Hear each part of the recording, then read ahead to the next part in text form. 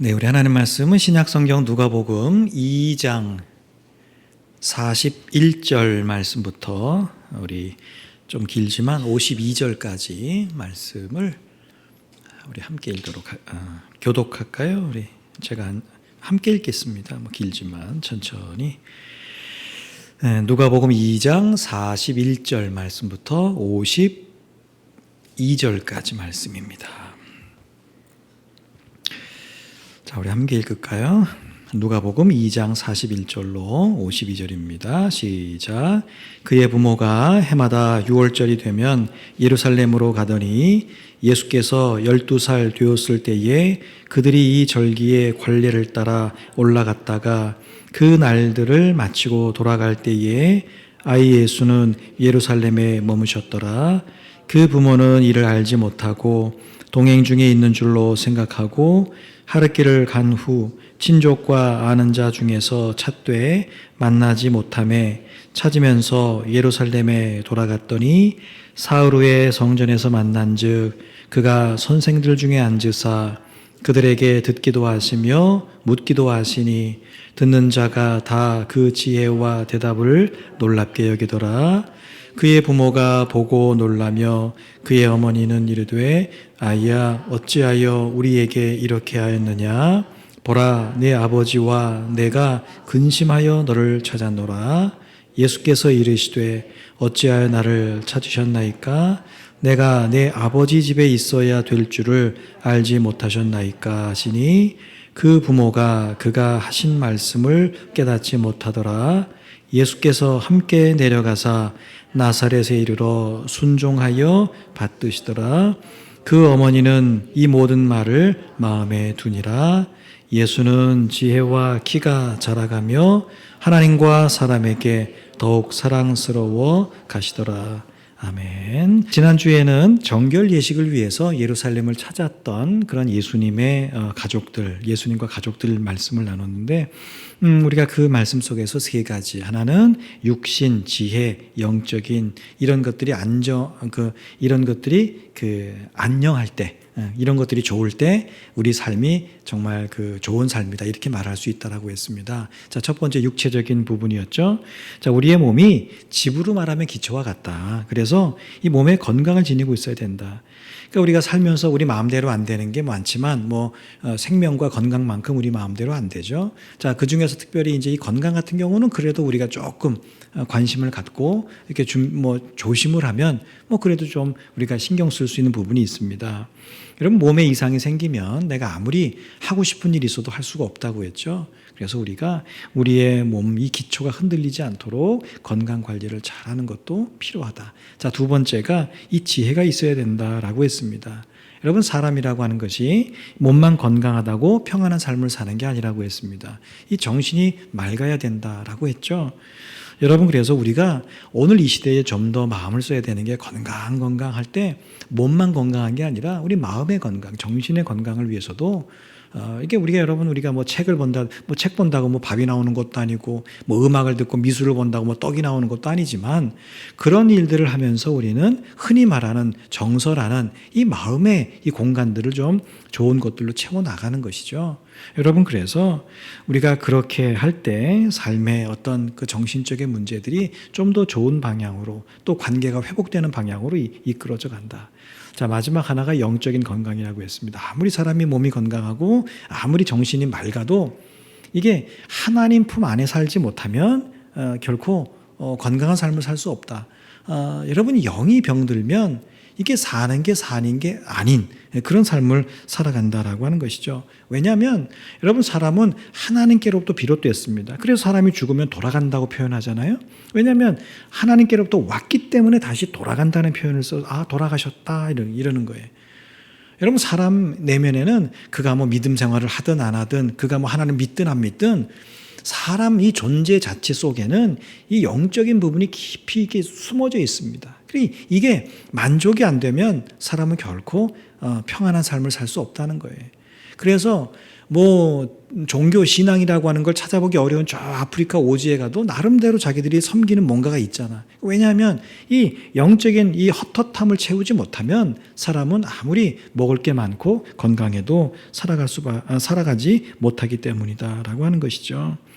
여러분, 비록 우리의 삶이 분주하지만 그래서 우리가 예배나 기도나 말씀이나 순종이나 이런 것들 하면서 늘 하나님과 동행하면서 살아가야 되는 이유가 바로 거기 있다라고 하는 것이죠. 우리가 안정감, 정말 안정된 부모 밑에 있을 때 그 자녀가 안정감을 느끼듯이 우리가 하나님 품 안에 있을 때 우리가 안정감을 누리는 삶을 살아갈 수 있다. 걱정 없는 게 돈만 걱정이 없다고 걱정 없는 게 아니죠. 건강만 걱정 없다고 걱정 없는 게 아니라 사실은 알고 보면 내가 밤에 뭐 여러 가지 부족한 게 많잖아요, 우리도. 근데 내가 큰 걱정 없이 그냥 밤에 잘 수 있다. 여러분, 이건 굉장한 안정감이 필요하거든요. 근데 그 안정감의 굉장히 밑바탕에 있는 게 바로 영적인 안정감이다. 그래서 우리가 늘 하나님과 동행하는 삶을 살아가는 거.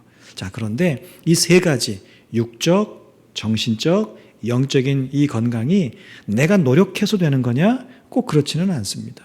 그러니까 우리가 지난주 말씀 가운데서 하나님의 말씀에 순종할 때 이런 건강이 올 수 있다. 에이, 하나님 말씀 순종하는 거하고 뭐 육적, 영적 뭐 이런 거 건강하고 무슨 관련이 있을까 싶어도 그렇지 않습니다. 아유, 육신적으로 건강하려면 밥 잘 먹고 운동하고 뭐 이렇게 해야지 하나님 말씀 순종하는 거하고 내 육신의 건강한 거랑 무슨 상관이 있어? 라고 생각할지 모르지만 여러분, 먼저 우리가 하나님 말씀대로 사는 삶이 있어야 합니다. 여러분, 건강의 원리도 사실 성경에 있거든요. 근데 우리가 그걸 잘 따르지 않기 때문에 그러해요. 우리가 하나님의 말씀에 따르는 삶을 살아갈 때 우리의 어떤 육적인, 정신적인, 영적인 건강이 따라온다. 그리고 이런 것들은 일상 가운데서 해야 된다. 유명한 운동선수, 또 유명한 뭐 연주가들이 무대에서 멋지게 뭔가를 해낸다고 해서 운동장에서 멋지게 경기를 한다고 해서 그게 전부인 줄 알면 안 된다는 거예요. 그 30분, 1시간의 그 공연을 위해서 이 사람은 그 캄캄한 혹은 그 좁은 연습실에서 수많은 시간을 연습했다는 걸 우리가 잊지 말아야 된다. 예수님이 고작 3년 정도 이렇게 공생애라고 해서 복음을 전하셨지만 그 나머지 30년은 나사렛에서 일상의 말씀에 순종하는 삶을 사셨다는 걸 우리가 놓치면 안 된다. 그래서 우리가 하나님의 말씀이라고 하면 자꾸 내 삶을 구속하는 이것도 하지 말고 저것도 하지 말고 이거 해야 되고 저거 해야 되고, 여러분, 이것이 기차의 레일과 같다 그랬죠. 기차는 자동차와 달리 아무데나 갈 수가 없어요. 철로가 깔린 길만 가죠. 우리가 볼 때는 너무 답답하겠다. 그러나 그 레일이 있기 때문에 기차는 안전하고 빠르게 목적지까지 갈 수 있는 것처럼 하나님의 말씀이 우리 삶의 레일과 같은 것이죠.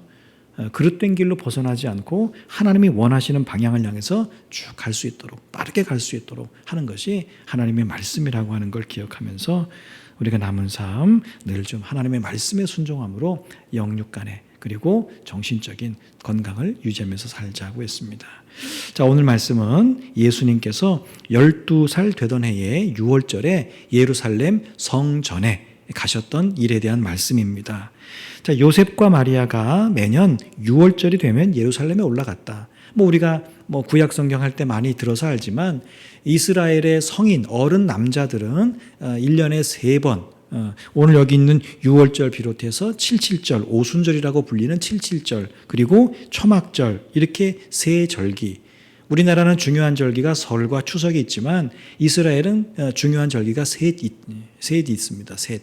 무교절, 이 6월절 같이 붙어 있는 건데 이 6월절과 그리고 77절과 초막절, 이 3대 절기라고 이 절기에 이스라엘의 모든 남자들은 예루살렘 성전에 와서 하나님을 예배해야 된다. 이런 법 아닌 법이 있었어요. 그래서 거의 모든 남자들이 이렇게 올라가는데 문제는 뭐예요?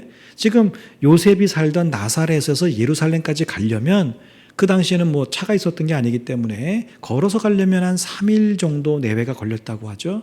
그러니까 3, 4일 걸리는 거리이기 때문에 길에서만 일주일을 이렇게 보내야 되는 거예요. 그러니까 시간이 있고 돈이 있는 사람이야 그러면 좋겠지만 생업이 있고 이런 사람들은 일주일을 그렇게 1년에 3번씩 그렇게 한다는 게 쉽지 않잖아요. 그래서 이 요셉의 가정의 경우에는 1년에 한 번, 이 세 절기 중에서 어떤 절기가 제일 중요하냐라고 하면 당연히 유월절이 제일 중요하겠죠. 그래서 이 유월절에 한번 이제 예루살렘 성전에 올라간 것으로 보여집니다. 그리고 예루살렘에 올라가는 거는 이스라엘의 어른, 성인 남자만 가면 돼. 근데 이제 가끔 보면 아들을 데리고 가는 경우가 있어요. 이제 곧 성인이 될 아들을 데리고 가는 경우가 있었는데 이제 오늘 예수님을 데리고 간 경우가 이제 그런 경우겠죠. 자, 그런데 이제 여자는 굳이 갈 필요가 없어요. 뭐 아내나 딸이나 뭐 이런 사람들은 갈 필요가 없는데 마리아는 매년 함께 했다는 거예요. 그러니까 이거는 이 가정 마리아와 마리아의 가정이 어떤 신앙의 모습이었는가라고 하는 걸 알 수 있죠. 굳이 법적으로는 안 가도 돼요. 마리아는 그냥 집에 있어도 됩니다. 요셉만 가도 충분해요. 근데 마리아도 매년 갔다. 예수님도 데리고 갔다. 자, 이걸 보면 이 가정이 얼마나 신앙적인 그런 가정이었는가라고 하는 걸 가늠해 볼 수 있습니다. 자, 오늘 말씀 42절에 보면 이제 예수님이 12살 되었을 때, 그러니까 유대인들은 12살까지가 어린이, 그 다음에 13살부터는 이제 성인으로, 그러니까 이제 어린이의 마지막 해에 예루살렘 성전으로 이제 순례를 가시게 된 것이죠. 자, 6월절 예배를 다 드립니다. 온 가족들이. 자, 그리고 나서 이제 본의 아니게 예수님을 예루살렘에 이렇게 두고 부모가 오게 됩니다. 몰랐죠? 이 시대는 뭐 도둑도 많고 뭐 가다가 강도도 만날 수 있고 그래서 혼자 잘 안 다니고 무리를 지어서 나사렛에서 자기만 온 게 아니니까 여러 사람들이 함께 무리를 지어서 올라왔기 때문에 내려갈 때도 자기들끼리 뭔가 약속을 했겠죠. 언제까지 어디에 모여서 함께 내려가자. 그래서 같이 내려가려고 하는데 아무리 찾아봐도 예수님이 없어요. 어딘가 있겠지. 그리고 같이 갔습니다. 근데 하루길을 가고 나서야 이제 잘 때 예수님을 찾으니까 아들이 없는 거예요.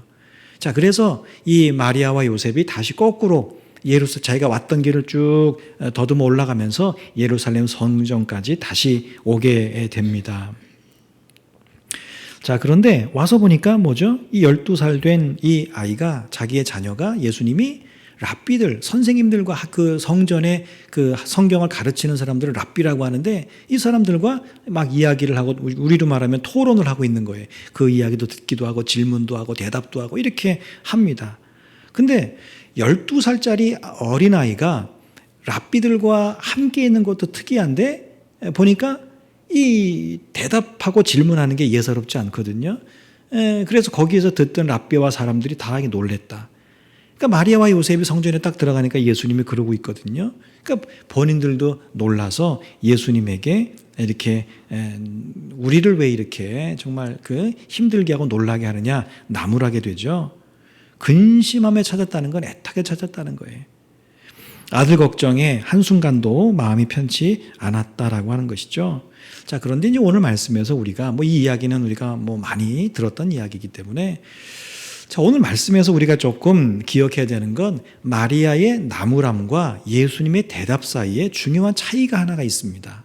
자, 그건 뭐냐면 오늘 48절에 보면 어머니 마리아가 너의 아버지와 내가 근심해서 너를 찾았다 그래요. 너의 아버지와 내가, 그러니까 엄마와 아빠가 너를 찾았다 이렇게 뭐라 해요? 나무라고 있죠. 자, 그랬더니 예수님이 뭐라고 대답하죠? 어찌하여 나를 찾으셨나이까? 내가 내 아버지 집에 있어야 될 줄을 알지 못하나이까? 자, 이렇게 대답을 합니다. 그러니까 이 말을 마리아와 요셉이 이해하지 못합니다. 어떻게 보면 당연하죠. 아니, 너의 아버지는 요셉이고 요셉의 집은 나사렛인데 아니 내가 아버지의 집, 그러니까 이 성전에 있으면서 내가 아버지의 집에 있어야 할 줄 모르시나이까? 이렇게 대답을 하니까 이 뭔 말이야 도대체, 뭔 소리 하는 거야? 이렇게 생각을 할 수밖에 없었던 것이죠. 여러분, 오늘 말씀에서 예수님의 대답에서 중요한 건 하나님과 예수님 자신을 아버지와 아들의 관계로 말씀하고 있다라고 하는 게 우리는 그냥 성경 읽기 때문에 그냥 지나칠지 모르지만 성경적으로 신학적으로 보면 굉장히 중요한 부분입니다. 예수님이 지금 자기의 육신의 어머니와 아버지 앞에서 하나님을 나의 아버지라고 하는 그런 부분인 것이죠. 그러니까 마리아와 요셉은 당연히 이해가 안 되죠. 왜? 하나님과 예수님의 관계를 아직 이해하지 못했기 때문에 그러한 것이죠. 자, 그런데 이제 중요한 건 또 중요한 게 한 가지 더 나오죠. 근데 그런 일이 있은 다음에 예수님이 거기서 아버지 집에 있어야 될 줄 모르시나이까? 그러면서 거기 성전에 주저앉아서 사신 게 아니라 그 이야기를 하고 나서 마리아와 요셉이 깨닫지 못하니까 금세 그 마리아와 요셉을 따라서 다시 나사렛으로 가게 됩니다. 그 나사렛으로 가서 뭐 하죠? 그 부모에게 마리아와 요셉에게 순종하고 받들더라. 이렇게 오늘 말씀은 그렇게 하고 끝나고 있습니다. 자, 무슨 말인지 이해는 안 되는데 오늘 말씀해 보니까 마리아가 그 모든 상황과 예수님이 하셨던 말씀을 마음에 담아두었다. 그리고 예수님은 키와 지혜가 자라가면서 하나님과 사람들에게 더욱 사랑스러워 가셨다 하면서 52절 말씀을 끝으로 이제 오늘 말씀이 끝나게 됩니다. 자, 오늘 말씀은 예수님을 일컬어서 두 가지로 말씀합니다. 예수님은 하나님의 아들이다. 또 하나는 사람의 아들이다. 이 두 가지를 이야기합니다. 자, 이 이야기가 우리는 조금 전에 말씀드린 것처럼 그냥 성경을 읽기 때문에 당연하게 그런가 보다 하지만 이게 성경적으로 신학적으로는 굉장히 중요한 주제 가운데 하나입니다. 하나님의 아들, 사람의 아들, 이 두 가지가 굉장히 중요한 두 기둥과도 같은 건데 예수님이 누구냐라고 할 때 예수님 하나님의 아들이셔, 또 사람의 아들이셨어. 이건 굉장히 중요한 내용이라는 거죠. 자, 예수님은 자기가 하나님의 아들이기 때문에 하나님의 집인 성전에 머물면서 하나님의 말씀을 배우고 가르치는 건 당연하다. 그렇게 여기셨어요. 그러나 또 한편으로는 부모와 함께 나사렛으로 돌아가서 그들을 잘 섬기셨다라고 하는 거죠. 그래서 결론적으로 뭐예요? 하나님과 사람에게 동시에 사랑을 받으셨다라고 하는 겁니다. 여러분, 이것은 이 예수님의 모습은 우리는 예수님은 아니죠. 근데 우리가 성도로 그리스도인으로 우리가 세상 가운데 사는데 우리는 뭐예요? 우리 그리스도인들도 하늘에 살지만 또한 이 땅에 사는 것과 비슷합니다. 자, 우리는 하나님의 자녀로 하나님 나라의 백성이 되었지만 또 한편으로 보면 뭐예요? 대한민국의 이 땅의 백성으로도 우리는 또 살아갑니다. 여전히 두 발을 딛고 우리는 살아간다라고 하는 것이죠. 그러니까 우리가 어떤 삶을 살아가야 되는지 예수님은 우리에게 보여주신 거죠. 예수님은 하나님의 아들이셨지만 이 땅 가운데 오실 때는 철저하게 사람의 몸을 입고 오셨다. 그래서 하나님 앞에서 참 잘하셨고 사람에게도 잘하셨다. 그래서 하나님으로부터 사랑도 받으셨고 사람에게도 사랑을 받으셨다. 자, 그리스도에는 우리, 구원받은 우리도 하나님 나라의 백성이죠. 하나님 나라의 시민권을 갖고 있어요. 그러나 또 이 땅 가운데 대한민국의 시민권도 우리는 갖고 있다라고 하는 것이죠. 여러분, 그래서 결론적으로 말하면 우리는 균형 있게, 양쪽의 균형 있게 이 두 가지를 다 균형을 잘 맞춰 살아가는 그런 신앙생활을 해야 한다라고 하는 것입니다. 여러분, 예수님께서 랍비들에게 나 하나님의 아들이야. 비록 내가 인간의 몸을 입고 왔지만 나는 하나님의 아들이야. 또 그 자기 부모인 마리아와 요셉에게 그래, 당신들이 내 부모인 건 맞는데 그러나 나는 하나님의 아들이야. 그러니까 당신들이 나를 섬겨야 돼. 이렇게 말하지 않았다는 거죠. 오히려 30년을 변함없이 마리아와 요셉에게 순종하고 그들을 받들었다는 거예요. 우리는 그냥 예사로 지나가는 부분이지만 또 성경에 그 부분에 대한 말씀은 구체적으로 많이 나와 있지는 않지만 그러나 하나님의 아들이심에도 불구하고 30년을 그 육신의 부모 밑에서 그 말씀에 그들의 말에 순종하고 그들을 부모로 잘 받들었다라고 하는 것이죠. 여러분, 그리스도인으로 사는 우리의 고단함이 있다고 하면 바로 이것입니다. 여러분, 믿음이 없는 사람들은 그냥 예컨대 부모를 치면 그냥 육신의 부모에게만 잘하면 되지만 또 그거 잘하면 효녀 소리 듣지만 여러분, 우리는 그 일에 더하여 하나님에게 잘해야 되기 때문에 우리의 삶이 좀 더 고단한 것입니다. 여러분, 사실 생각해보면 육신의 부모에게도 잘하는 게 쉽지 않잖아요. 그죠? 함께 살든 멀리 떨어져 있든 육신의 부모에게 잘하는 것도 이게 쉽지 않은데 육신의 부모에게도 잘해야 되고 하늘 아버지 하나님께도 잘해야 되는 거, 여러분, 이게 여간 고단한 게 아닙니다. 여러분 게다가 가끔 믿지 않는 남편이나 믿지 않는 친구들이 그런 말 하죠. 야, 너는 좀 하나님에게 하는 거 반만 나한테 해봐라. 내가 너 업고 다닌다. 이런 얘기 가끔 합니다. 그런 얘기 저도 가끔 듣습니다. 하나님에게 하는 거 반만 나한테 하라. 그러면 내가 너한테 엄청 잘해줄 거다. 이런 얘기들을 종종 듣거든요. 여러분 그러니까 이게 얼마나 고단한 일입니까? 한 사람한테 잘하는 것도 어려운데 근데 여기도 잘해야 되고 여기도 잘해야 되고 참 이게 쉽지 않습니다. 자, 여러분 그런데 이제 여기서 우리 한 가지 잘한다는 의미가 뭘까? 여러분 하나님께 잘한다는 의미가 뭐겠습니까? 여러분 사람에게 잘한다는 게 뭘까요? 여러분 자녀가 있으신 분들 자녀가 부모에게 잘한다. 뭐가 떠오르세요? 여러분 자녀들을 떠올리면서 그 자녀가 참 자식이 나한테 잘한다. 여러분 어떨 때 잘한다는 마음이 드십니까? 물론 용돈을 두둑히 주고 좋은 것 만난 거 사주고 여러분 그럴 때 참 잘한다. 남들 앞에서 내 자식은 참 이런 거 막 사주고 이렇게 해줘. 자랑할 수 있지만 여러분 무엇보다 정말 잘하는 건 뭘까? 부모의 마음을 알아줄 때가 아닐까 싶어요. 부모인 나의 마음과 자식의 마음이 다르지 않음을 느낄 때 여러분 부모는 자녀가 잘하고 있다라고 하는 걸 표현하지 않지만 마음속 깊은 곳에서 느끼게 됩니다. 만약 여러분 우리 몸이 둘이라면 좀 나아요. 한 몸은 하나님께 잘하고 한 몸은 사람에게 잘하면 되니까. 근데 우리 몸이 그렇지가 않잖아요. 그래서 우리는 하나의 몸으로 어떻게든 하나님과 사람에게 함께 잘하는 삶을 살아가야 합니다. 여러분 그래서 오늘 우리에게 필요한 게 마음이라고 하는 거예요. 마음. 우리가 행위로 하나님과 사람을 동시에 기쁘게 하기는 어렵습니다. 하나님 나라의 백성으로 살고 또 이 땅의 백성으로 사는 일을 우리가 동시에 잘하려고 하지만 이게 우리 몸이 하나밖에 안 되잖아요. 생각보다 이건 결코 쉬운 일이 아닙니다. 금세 탈진하게 됩니다. 여러분 그래서 늘 우리의 마음이 하나님에게 가 있어야 되고 또 우리 곁에 있는 사람들에게 가 있어야 합니다. 요즘 많이 나오는 이야기가 관심이라는 말이 참 오늘날 사회에 중요한 단어가 됐죠. 관심. 여러분 하나님이 우리에게 원하시는 게 뭘까? 야, 나한테 관심 좀 가져줘. 이거 아닐까요? 여러분 오늘날 가족과 우리 주변에 있는 수많은 사람들이 나를 포함해서 우리가 결국은 원하는 게 뭐죠? 나한테 좀 관심 가져주세요. 이거 아닐까 싶어요. 여러분 우리의 마음이 내가 바쁘다 보니까 내 삶에 문제가 있다 보니까 우리는 하나님에게도 사람에게도 관심을 기울이지 못할 때가 참 많습니다. 그냥 내 앞에 닥친 문제 또 어떤 상황들 이런 것들만 자꾸 이렇게 집중하다 보니까 자꾸 이게 많은 것들이 관심 밖으로 밀려나게 된다라고 하는 것이죠.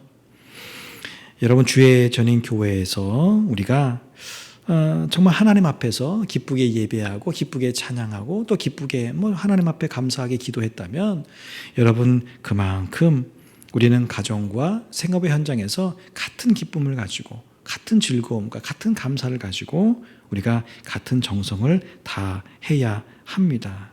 하나님은 우리가 이 교회 하나님의 집인 이 교회 안에서만 열심히 하고 가정과 생업의 현장에서는 대충 하는 거 그거 원하지 않으신다라고 하는 거예요. 여러분 사실 알고 보면 교회에서 성실하고 열심인 사람이 사실은 알고 보면 삶의 자리에서도 그렇게 열심히 또 성실하게 살아갑니다. 교회에서는 열심인데 삶의 자리에서는 별로인 사람보다 교회에서 열심이고 삶의 자리에서도 열심인 사람이 사실 알고 보면 훨씬 더 많습니다. 회심한 이후에 평생 전도자로 살았던 이 바울이라고 하는 사람이 있잖아요. 여러분 이 사람이 하나님 나라의 백성으로만 살았다면 그렇게 평생 고단하면서 또 죽을 고생하면서 살지 않았어도 됩니다.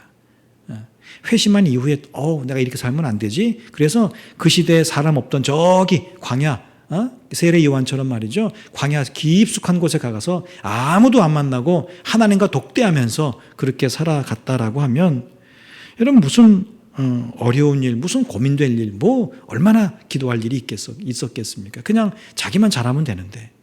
근데 바울은 그러지 않았어요. 하나님이 자기에게 주신 사명이 그게 아니었다라고 하는 것이죠.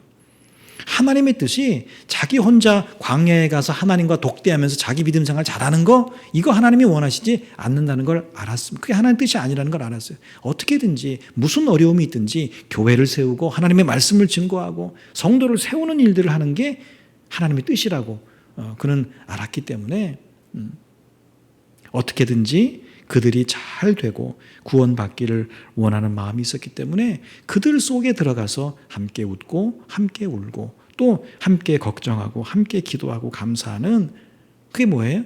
고단한 삶을 살았던 거예요. 이런 믿음으로 사는 사람이 고단함이 그런 고단함인 거지, 삶에서 일이 많아서 피곤하다 이게 아닙니다. 여러분, 우리가 믿음으로 사는 일이 고단하다는 것은 기도하기가 고단하다는 말입니다. 순종하기가 고단하다는 말이에요. 여러분, 우리가 그 고단함의 어떤 것들을 좀 잘 이해할 필요가 있습니다. 내가 교회를 다니기 때문에 피곤한 게 아니라 우리는, 우리의 고단함은 뭐예요? 내가 믿음으로 살면서, 믿음 없는 사람들은 굳이 기도하지 않아도 되잖아요. 굳이 예배드리지 않아도 되잖아요. 굳이 순종하지 않아도 되잖아요. 근데 우리는 그런 일들을 하느라고 우리는 그들보다는 좀 더 고단하고 좀 더 시간이 부족하고 조금 더 마음이 필요하고 조금 더 관심이 필요하고, 여러분 그런 것이죠. 여러분, 우리의 고단함이 그런 고단함이 되어야 할 줄로 믿습니다. 여러분, 우리는 하늘에 살고 땅에도 사는 이중적인 존재임을 꼭 기억해야 합니다. 이단들이 꼭 이야기하는 게 뭐예요? 하늘만 중요하다고 이야기합니다. 이 땅의 삶은 의미 없다고 이야기합니다. 죽은 이후만 중요하지 이 땅에서는 아무런 삶에 의미를 두지 말라는 겁니다. 여러분, 그러면 하나님이 당장 천국을 이루시지 왜 우리로 하여금 이 땅 가운데 이렇게 우리에게 나이만큼 살게 하시겠어요? 여러분, 우리는 이중적인 사람입니다. 그런 의미에서 보면 하늘의 시민권과 이 땅의 시민권을 함께 가지고 있는 것이죠. 여러분, 이것을 기억한다면 믿음으로 살면 살수록 하나님과 사람에게 더욱 사랑받는 자가 되도록 우리가 마음을 좀 다하고 힘을 다하고 관심을 기울여야 할 줄로 압니다. 세상에 많은 사람이 살지만 하나님께는 사랑을 받는데 사람에게는 미움을 받는 사람, 또 반대로 사람에게는 사랑을 받아 인정을 받는데 하나님에게는 인정받지 못하는, 여러분, 이런 사람이 아니라 하나님과 사람 모두에게 사랑받는 것만큼 복된 사람도 없습니다. 그렇죠? 하나님도 나를 많이 사랑해 주신 걸 나도 느끼고 사람도 나를 인정해 주고 사랑해 주는 걸 느낄 때, 여러분, 이거 진짜 복된 사람 아니겠습니까?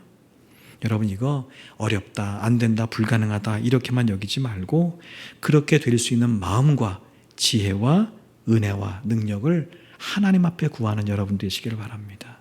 하나님, 내가 좀 그렇게 되고 싶어요. 예수님처럼 키가 지혜와, 예수님은 어렸을 때 쭉 자란 것, 나는 이제 나이가 들어갈수록 믿음의 연륜이 깊어질수록 하나님과 사람의 사랑받는 게 딱 구별되는 게 아니라 하나님의 사랑도 받는 자로, 사람의 사랑과 인정도 받는 자로 그렇게 살아갈 수 있도록 인도해 주옵소서.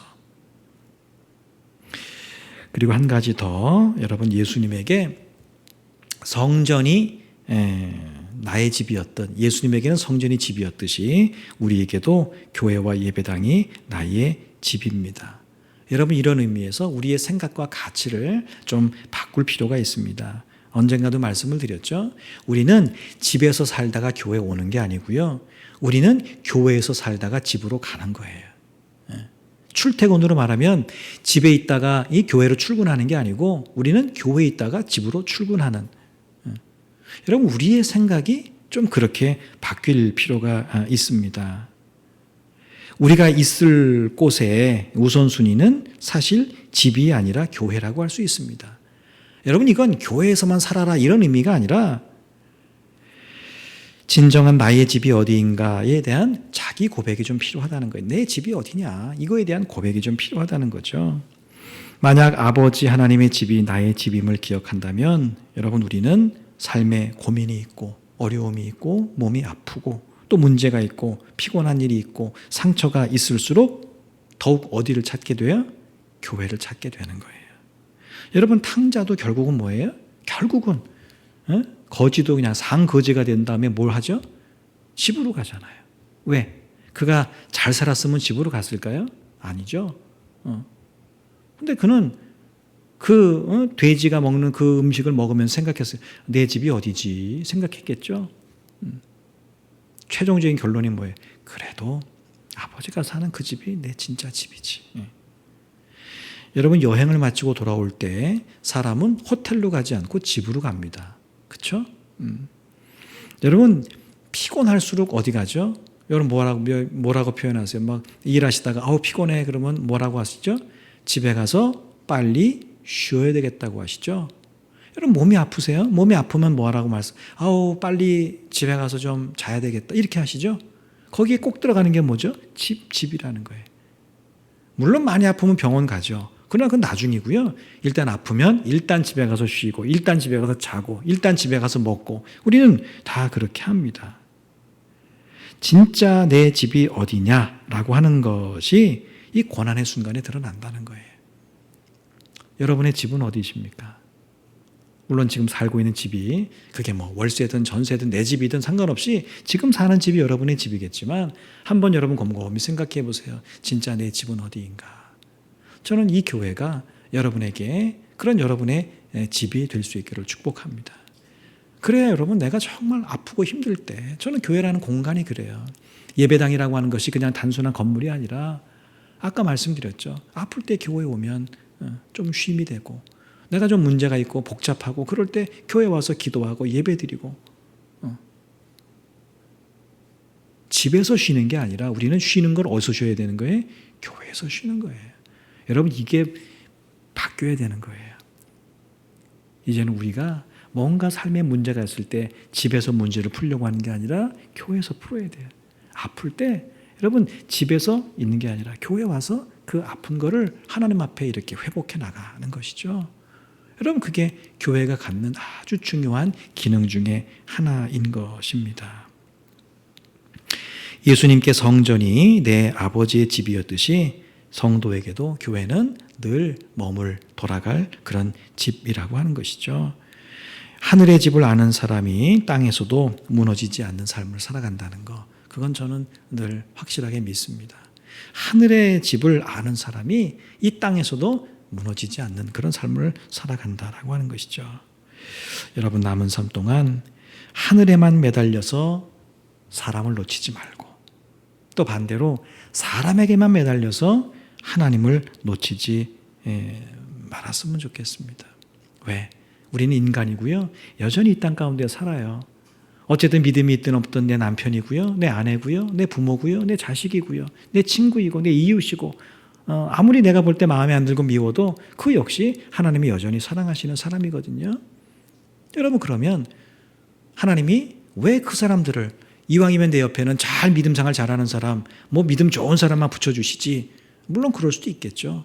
근데 여러분 하나님은 왜 그러셨을까를 한번 생각해 보세요.